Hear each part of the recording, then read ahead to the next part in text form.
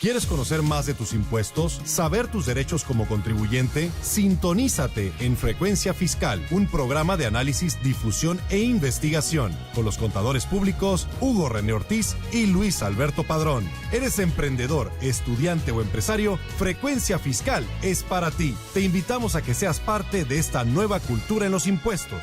Comenzamos.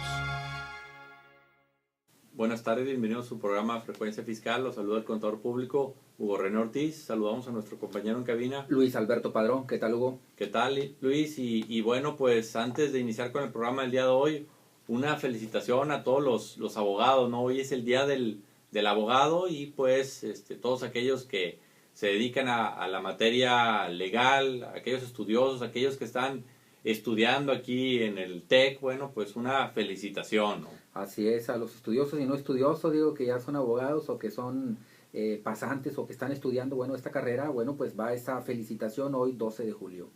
Y bueno, les recordamos nuestros medios de contacto, el teléfono en cabina 8387-0665, nuestro correo electrónico dudas@frecuenciafiscal.com.mx. Les recordamos también la página en Facebook, Frecuencia Fiscal, el canal en YouTube, que fíjate Luis, ya tenemos 100 suscriptores al canal y pues entre todos los videos que tenemos ya hemos alcanzado un poco más de las 7,000 reproducciones a los videos, ¿no? Es correcto, sí hay videos, güey, o con más de 2,000 vistas y pues le damos las gracias a los radioescuchas, bueno, pues que nos siguen a través de ese medio. Así es, sí, pues les agradecemos todos los comentarios, las observaciones que nos han hecho y las sugerencias de los diferentes temas, ¿no? Que pues, hemos estado ahora sí que tomando nota de todo eso y con mucho gusto en próximos programas tocaremos esos temas que nos sugieren. Ciertamente, Hugo. ¿Y cuál es el tema principal del día de hoy? Bueno, hoy ahora sí que es una ley que se publicó en el Diario Oficial en 2012, más sin embargo entrará en vigencia la próxima semana. Y es la Ley Federal para la Prevención e Identificación de Operaciones con Recursos de Procedencia Ilícita, que coloquialmente se ha llamado como la Ley para prevenir el lavado de dinero, ¿no? O ley antilavado, todavía más corto el nombre. Fíjate, Hugo, haciendo un breve antecedente de esta ley contra el lavado de dinero. Bueno, pues esto del lavado de dinero, ¿de dónde viene? Bueno, pues haciendo un poquito de historia, esto proviene ya por los años 20 en Estados Unidos, propiamente en Chicago. Bueno, pues algunos grupos de delincuentes que ya existían desde entonces, bueno, pues que se dedicaban a la venta a negocios como el alcohol, el juego, etcétera. Y dentro de sus actividades ilícitas, bueno, pues capturaban efectivo y demás. ¿Y qué hacían? Bueno, pues abrir una serie de cadenas de lavanderías para efectivamente prestar servicio de lavandería, que incluso coaccionaban a hoteles y restaurantes, bueno, a llevar sus prendas a lavar allí, pero aparte, bueno, usaban para reconocer como ingresos propios de la lavandería estos ingresos que provenían de actividades ilícitas y por eso por ahí el nombre de lavado de dinero. Así es, sí, o sea, esto no es algo nuevo, ¿no? Y esto, digamos, si vemos aquí históricamente en México, pues ya es la conclusión de una serie de procesos que hemos tenido en el país, ¿no? Desde crear una institución enfocada a revisar estas operaciones hasta lo que hoy ya tenemos una ley. Ciertamente, fíjate, y todavía yendo al ámbito mundial, bueno, pues siempre Estados Unidos lleva por ahí la primicia y resulta que desde 1970, desarrollaron por ahí la ley del secreto bancario y fue hasta 1986 que liberaron por ahí la ley del control de lavado de dinero. Incluso en España, incluso en Sudamérica, Hugo, Guatemala, Perú, ya tienen sus leyes contra el lavado de dinero y México efectivamente estuvo por allí cabildeando esta ley que originalmente por ahí de 2009 sacaron esta iniciativa o su antecedente era esta iniciativa que incluso cerraba con el nombre en lo que es el título de la ley y el financiamiento al terrorismo, pero estaba así como que tan gravoso, sí, muy agresivo. Exacto, entonces suprimen esto del título. Entonces, efectivamente, desde el 2010, bueno, pues que se sometió a votación esta ley, finalmente, efectivamente, el 17 de octubre de 2012 se publica esta ley, es decir, ya tiene básicamente 2 años, el próximo 17 de julio entra en vigor, porque tenía un periodo de espera o de ventana de difusión de 2 años. y estamos a la espera dentro de 30 días a que se emita el reglamento respectivo. Hay que reconocer que sin el reglamento en un momento determinado, bueno, pues la ley no puede entrar en acción. Esperemos que no haya ninguna contingencia para que se libere oportunamente el reglamento y finalmente, bueno, pues estaríamos emitiendo los primeros reportes a los 60 días, es decir, el próximo 17 de octubre de 2013, bueno, pues ahorita las entidades y operaciones que vayamos a estar detallando, bueno, pues estarían cumplimentando o reportando estas nuevas obligaciones. Así es, bueno, de entrada tenemos que el objeto de esta ley está comprendido en el artículo 2, el cual establece que busca proteger el sistema financiero y la economía nacional. ¿Para qué? Para prevenir y detectar actos u operaciones que involucren recursos de procedencia ilícita. Es correcto, y parece esto algo novedoso. Entonces apenas se va a gestionar algo al respecto. Estamos hablando que esta nueva ley, si bien refiere, para ubicar la radioescucha, estaríamos hablando de una especie, Hugo, de un Big Brother financiero. Es decir, si bien incluso hace un par de años ya tuvimos por aquí a gente del sistema financiero, de la banca, que esto de los reportes de operaciones vulnerables y demás, bueno, ya existían o ya existen hoy en día dentro del sistema financiero. Pero ¿qué pasaba con todas esas operaciones que se hacían al calce o fuera del sistema financiero? Por ejemplo, operaciones inmobiliarias, operaciones de mutuo, operaciones entre particulares, operaciones en efectivo, donde no intervenía el sistema financiero y bueno, por ahí el fisco no tenía información alternativa. Entonces esta ley viene a crear un orden jurídico que incluso, Hugo, estamos hablando de poco más de 30 leyes que fueron reformadas también para reconocer en sus apartados, bueno, como un delito penal incluso, estas cuestiones de acciones que involucran lavado de dinero, que ahorita las vamos a detallar. Así es, y esto es simplemente un granito más a todo este tema, ¿no? Porque, por ejemplo, tenemos que hace ya varios años está la ley del IDE, ¿no? Que es los depósitos en efectivo, ¿no? Que está muy vinculado a esto, que ya veremos que hay ciertas operaciones que prohíben que se lleven a cabo en efectivo, ¿no? Entonces, pues todo esto es algo integral, ¿no? Y aquí la idea es comentar qué es lo que hay que hacer, ¿no? Porque veremos que para ciertas instituciones, para ciertas los notarios, los corredores, pues implica un poco más de procedimientos, de precauciones, de información que tienen que estar obteniendo y en algunos casos está reportando, ¿no? Fíjate, Hugo, esta primera ley que involucraba el financiamiento al terrorismo involucraba específicamente profesiones. Es decir, hablaba de corredor público, hablaba incluso del contador, hablaba del joyero, hablaba de empresas dedicadas al blindaje, hablaba del abogado. Hoy en día la ley que finalmente se liberó y que por ahí la confusión que dicen, oye, los contadores van a estar directamente involucrados, los abogados, los auditores. Propiamente no, es decir, la ley ya no habla de profesiones, habla de actos que en un momento determinado pudieran implicar alguna vulnerabilidad y que pudieran estar coaccionando diversas personas independientemente de su profesión, bueno, pues diversos actos que implicarían por ahí una responsabilidad de tipo penal. En pocas palabras, esto la ley lo maneja como actividades vulnerables, ¿no? Y la ley define y establece cuáles son esas actividades vulnerables. Entonces aquí ya no importa quién las lleva a cabo. Si caes en el supuesto de actividad vulnerable, estarías sujeto ya sea a identificar la operación con una determinada información o incluso a informar. Entonces, aquí lo importante primeramente es identificar cuáles son todas esas actividades vulnerables para ver cuáles son los supuestos del procedimiento que tienen que seguir quienes se vean involucrados en estas operaciones. Fíjate, y esas actividades vulnerables en términos generales, haciendo un listado así rápido, bueno, pues estamos hablando de las vinculadas con juegos, apuestas o concursos. Estamos hablando de la emisión de servicios de tarjetas de crédito y demás. Estamos hablando de la prestación de servicios que están vinculados con la construcción de inmuebles. Estamos hablando de la prestación de servicios de joyería, por ejemplo, compraventa de joyas. Estamos hablando de operaciones donde se involucre al notario y donde se involucre al corredor cuando dan fe pública de transacciones, por ejemplo, de inmuebles. cuando están hablando de constitución de empresas, cuando están hablando de una fusión o una escisión. Incluso, Hugo, también se van a denunciar las operaciones que en un momento determinado, o los actas de asamblea en donde se designa, por ejemplo, a un administrador único o a un consejo de administración que hizo, oye, espérate, Luis Alberto, que nuestra información, bueno, pues para protocolizarla debiese de viajar al registro público de la propiedad y comercio, pero sí hay que recordar que estas instituciones, bueno, pues son estatales. Aquí estaríamos hablando de una base de datos nacional concentrada donde diversas empresas se fusionan o se escisionan o en un momento determinado designan un administrador único distinto para deslindar responsabilidades.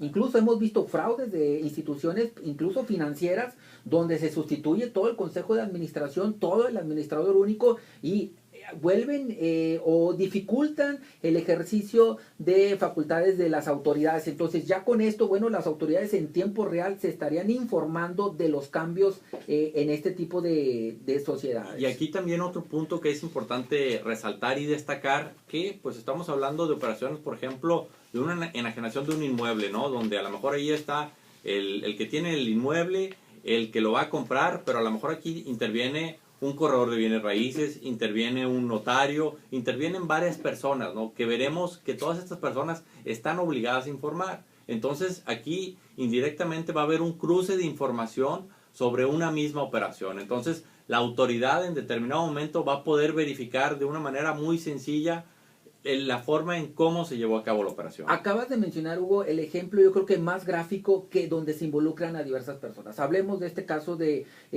una compraventa de un inmueble, donde se contrata, por ejemplo, a un corredor público para que realice el avalúo. Esta persona es corresponsable. ¿Por qué? Porque a lo mejor hay un fraude, Hugo. Ese inmueble cuesta 100,000 pesos, pero lo evalúan en 10 millones de pesos para una dación en pago, en prejuicio de diversos acreedores a esa compañía. Entonces ahí se prestó el valuador para esa situación. Luego van y lo protocolizan esa operación de compraventa ante un notario público.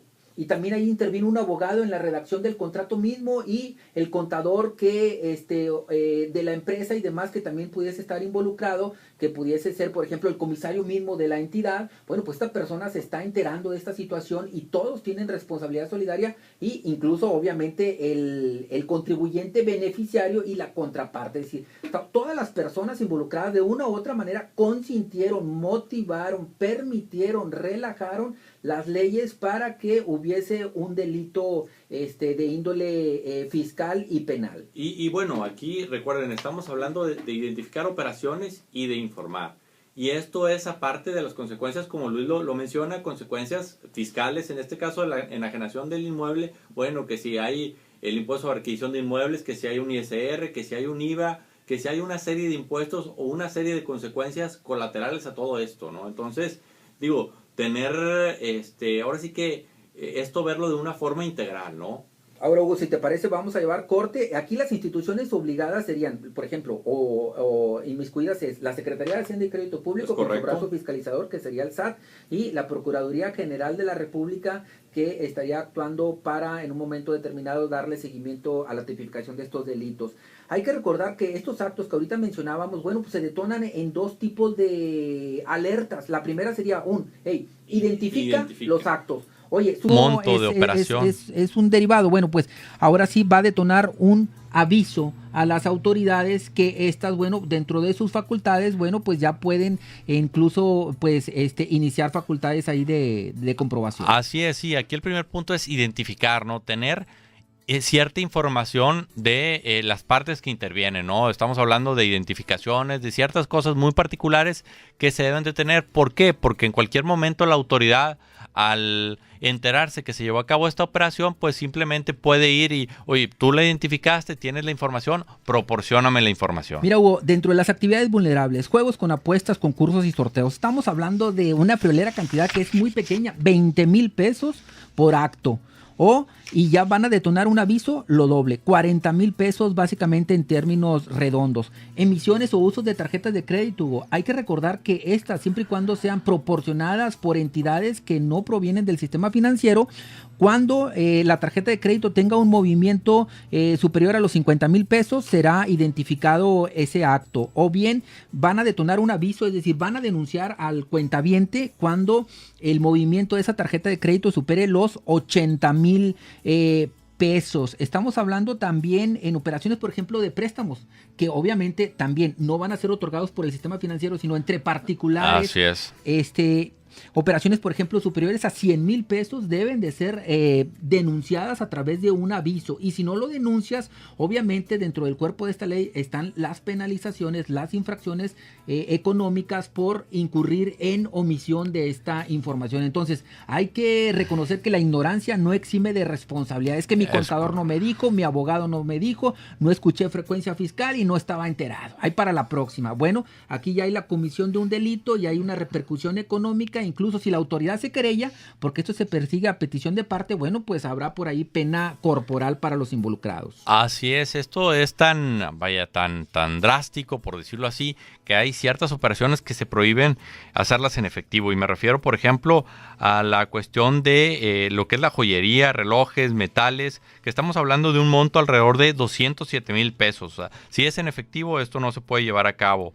Si es un arrendamiento de un inmueble de un monto aproximado de 207,000 pesos, tampoco se puede llevar a cabo.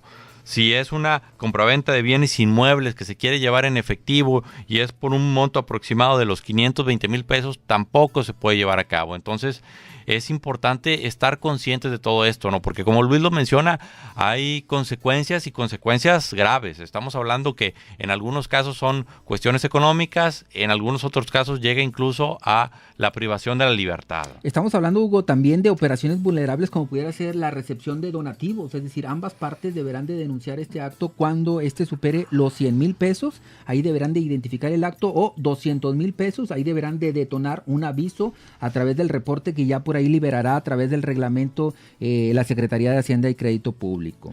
Y aquí también es importante hacer mención que estamos hablando que cuando se lleva una operación de este tipo, pues quien la realiza tiene la obligación de exigir cierta información. Y si la contraparte se niega a dar esta información, bueno, pues ahí en principio se debe negar el llevar a cabo esta operación, ¿no? Ya que si aún así se lleva a cabo, pues existen sanciones. Fíjate, Hugo, estamos hablando de una ley bastante cortita, de aproximadamente, ¿qué son? 30, 40 artículos. Sí, es muy pequeña, estamos hablando de 65 artículos. En su artículo 17, bueno, pues esto es el artículo que se presta confusión. En el caso de los contadores y abogados, que se suprime esto, y solamente se refieren a aquellas personas que llevan a cabo una prestación de servicios profesionales de manera independiente. ¿Y cuáles? Bueno, que coadyuven en la compraventa de inmuebles, que coadyuven en la administración y manejo de recursos de valores de los clientes, que coadyuven en el manejo de cuentas bancarias. Por ejemplo, yo como contador le puedo decir a mi cliente, oye, ¿sabes que yo te voy a llevar a administrar la tesorería de tu empresa? Ya no lo vas a cobrar tú directamente, van a depositar a mis cuentas y hacemos un contrato de administración de tesorería de fondos y bueno, los recursos van a ser transmitidos a mis cuentas bancarias. Entonces yo allí voy a tener una responsabilidad solidaria y directa respecto de esta situación. Aquellos que organicen aportaciones de capital o cualquier otro tipo de recursos para la constitución y operación de sociedades mercantiles, y lo que hablábamos ahorita, ¿no? Aquellos que participen en la constitución, escisión, fusión de personas morales y de fideicomisos. ¿Esto por qué, Hugo? Las fusiones y escisiones, digo, y tú lo sabes, en materia de planeaciones fiscales, bueno, pues se fusionan para efectos de jalar en un momento dado pérdidas que pudieran ser empresas que no tienen compatibilidades, que se violentaron situaciones y que por ahí hay un perjuicio o hay un delito al erario público. Y a lo mejor no nada más buscando un beneficio fiscal, sino como consecuencia de la misma operación de los negocios, ¿no? Que, o sea, a lo mejor dice, oye, ¿sabes qué?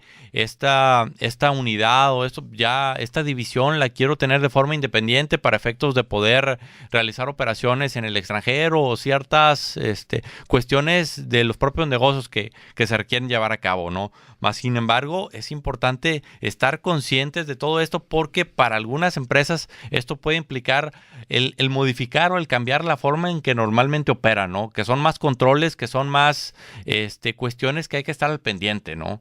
Y al final del día esto implica un recurso humano que hay que dedicar a verificar el cumplimiento de esta ley, ¿no? Y como lo mencionaba hace rato, ¿no? Aquí los principales interventores en esto, pues es el sistema financiero, ¿no? Que luego veremos cómo el sistema financiero, pues va a ser un costo, ¿no? Cómo ese costo lo va a repercutir a quienes efectúen todo este tipo de operaciones. Fíjate, Hugo, y otros también que van a ser sujetos de responsabilidad para reportar son los agentes aduanales. ¿En cuáles? Sí. En todos los casos que ya mencionábamos: joyas, coches, maquinarias para juegos de apuestas, obras de arte. Y bueno, pues también tenemos al caso de los notarios públicos, en el caso de inmuebles cuyas operaciones superen prácticamente el $1,000,000. Bueno, pues estas tendrán que ser denunciadas a través de un aviso de las personas que fueron involucradas. También cuando el notario da fe pública de transmisión de poderes, que hablábamos ahorita, para actos de administración o dominio. Fíjate, actos de administración tendrán que ser denunciados. Es decir, la persona moral está cediendo poderes para actos de administración a algún apoderado general. Denuncia ese acto. ¿Por qué? Porque podrá haber algún fraude. Es decir, ya los representantes legales y apoderados, bueno, pues van a estar debidamente identificados en cada una de las empresas. Sí, no, y aquí la idea es que desde el punto de vista de la autoridad es tener la información. O sea, yo como autoridad decidiré en su momento si utilizo la información, cómo la utilizo, ¿no? O sea, para ti contribuyente, ¿cuál es la obligación? Es tener la información disponible y en su caso informar. Ya la autoridad decidirá en su momento qué hacer con todo eso. Imagínate, pues yo por eso mencionaba esto del Big Brother, porque al final del día, ¿qué es lo que va a hacer la autoridad? En lugar de hacer una investigación lineal, es decir, van con Luis Alberto Padrón y a investigar a él, no. En un momento determinado... Con los que te rodean. No, con cuáles empresas intervino Luis Alberto Padrón en un momento dado, si tuvo una conducta ilícita. Es decir, si se condujo de una manera con la empresa A, bueno, pues con la empresa B, C y D también lo está haciendo. Es decir, la autoridad ya está buscando la inteligencia financiera para en un momento determinado buscar e identificar cuáles, por ejemplo, administradores únicos o apoderados están colgados de cuáles empresas. O sea, ahí Juan Pérez es representante legal o administrador único de todas estas empresas y el cuate se anda manejando mal. Entonces es muy sencillo, probablemente esté incurriendo en delitos en todas las empresas a las cuales representa. Y esto, digo, nada más para darnos una idea, cuando lo que sucedió con el IDE, ¿no? Que el IDE decías, oye, son depósitos en efectivo.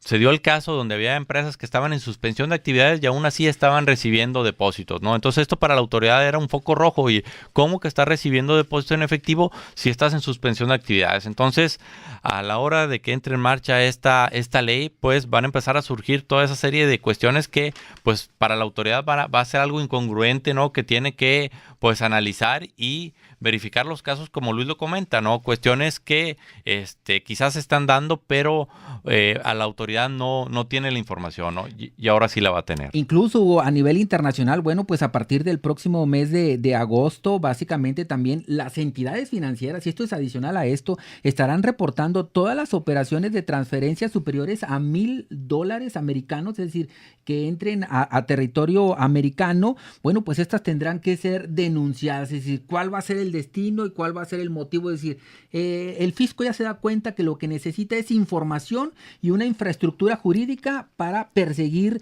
los delitos del orden de lavado de dinero, que hay que recordar que hoy en día, bueno, pues si tú checas la historia, para tipificar esto de lavado de dinero, pues estaba básicamente con alfileres, muchas operaciones se caían, y hoy en día, bueno, pues con toda esta reforma integral al Código Penal Federal, a todas las leyes secundarias que ahorita mencionábamos, incluso el Código Fiscal Federal y todas las leyes conexas que tienen que ver con los negocios, bueno, pues también ya reconocen o hacen lo propio para estar en línea con esta nueva ley contra el lavado de dinero. Sí, por eso hemos estado mencionando que esto es algo integral, no es algo aislado, sino todos los mecanismos, los lineamientos, la cuestión jurídica, todo se está ahora sí que ajustando, acomodando a ser congruentes con lo que marca esta nueva disposición. Fíjate, Hugo, estaba viendo por ahí antecedentes también, por ejemplo, en Colombia. En Colombia avanzaron bastante en cuestión criminal y desarrollaron una ley contra el testaferrato, que es básicamente, ¿qué es esto? Bueno, los prestanombres. Así es. Que hoy en día hay muchas críticas a esta ley. Van a decir, oye, el ingenio mexicano. Bueno, pues van a denunciar, pues que denuncian a mi compadre. Oye, tú ponte ahí como titular de la operación y se acabó. Entonces, hoy en día esta situación, bueno, pues no está prácticamente contemplada propiamente en esta situación, es decir, tendría que mejorarse estas leyes. Se habla de que darle un plazo de 2-3 años y que va a tener que ser reformada para corregir esas ausencias o esos supuestos que no están incluidos en esta ley.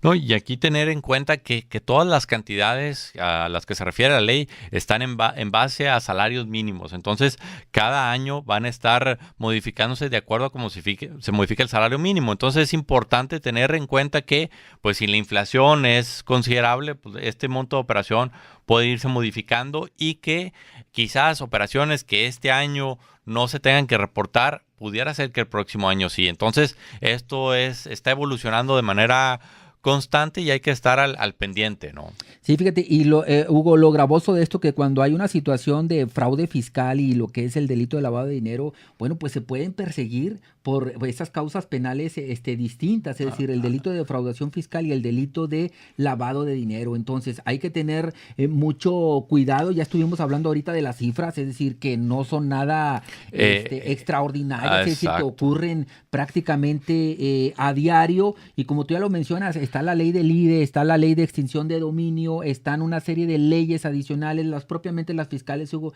el CFDI, el DIOT, que es información que prácticamente estás denunciando, le estás proporcionando información a las autoridades para que la usen en tu contra prácticamente. Así es, sí. Entonces, por eso es importante tener esto en cuenta, ¿no? Prácticamente ya estamos en la recta final del programa, ¿no? Y aquí la sugerencia o la recomendación es, pues, ahora sí que analizar esta ley para ver en qué casos a tu empresa le va a afectar. Y afectar me refiero en cuanto a que a lo mejor está involucrada en el sentido que tiene que identificar o que en su caso quizás tiene que informar, ¿no? Porque no son operaciones muy particulares, ¿no? Sino hay operaciones, como lo mencionamos, la cuestión del préstamo, tarjetas de crédito, que por ahí pudieran estar involucrados, ¿no? Es correcto, Hugo. Sobre todo la creación de empresas, las modificaciones a los estatutos, la designación de representantes legales, toda esa parte que se presta a los fraudes, bueno, ahora va a tener un marcaje personal y va a haber una obligatoriedad, es decir, ya no va a haber que esto de que fui omiso, bueno, pues va a haber una sanción, insisto, de carácter de pena corporal. Por eso es muy importante, bueno, pues escuchar este tipo de programas que en un momento dado tocan este tipo de situaciones y que para la gente están de lado. Está pendiente, Hugo, también abordar, por ejemplo, la ley para la protección de datos en posesión de los particulares, que es otra situación, que ya ha habido por allí alguna serie de infracciones algo escandalosas para las personas que han violentado, bueno, pues la información que se le otorga. Por ejemplo, nosotros como contadores, bueno, también se nos otorga información confidencial de nuestros clientes y pudiéramos hacer un uso indirecto. Hugo, se está terminando el programa. Bueno, yo nada más quiero recordarles que pues estamos en el segundo mes donde el CIPARE es opcional, ¿no? Entonces ya nada más queda un solo mes más. Les sugerimos que en YouTube visiten el canal de Frecuencia Fiscal, porque ahí tenemos varios programas dedicados al CIPARE para efectos de poderse poner al corriente con todo este tema del IMSS. Y bueno, pues nuevamente un saludo a todos los abogados, aquellos que conozcan o tengan algún amigo abogado, bueno, pues bríndenle por ahí un fuerte abrazo, sea bueno o malo, está por ahí el saludo afectuoso para todos los abogados. Así es, hay que al menos darles el beneficio de la duda. Es correcto, Hugo. Bueno, pues esto fue todo por el día de hoy. Se despide el contador público, Luis Alberto Padrón. Hugo René Ortiz. Que tengan un excelente inicio de fin de semana. Hasta la próxima. Esto fue Frecuencia Fiscal. Te invitamos a seguirnos sintonizando todos los viernes de 2:30 a 3 de la tarde. Gracias.